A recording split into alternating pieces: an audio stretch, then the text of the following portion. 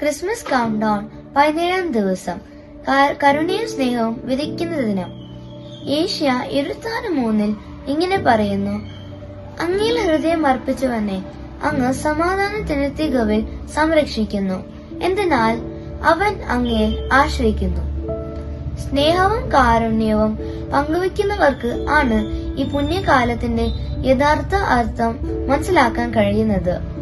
ഇന്ന് നിങ്ങൾ ഒരാളുടെ മനസ്സിൽ സന്തോഷമാകട്ടെ, ഒരു നല്ല വാക്കാകട്ടെ, ഒരു പ്രകാശരശ്മിയാകട്ടെ.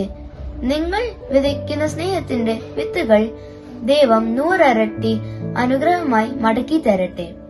സമാധാനം നിറഞ്ഞ ദിനം ആശംസിക്കുന്നു. ഈശോയെ, ഇപ്പോഴും അങ്ങേക്ക് ഇഷ്ടമുള്ള രീതിയിൽ സംസാരിക്കാൻ എന്നെ പഠിപ്പിക്കണമേ. നല്ലത് മാത്രം പറയുവാൻ എന്റെ നാവിനെ നിയന്ത്രിക്കണമേ.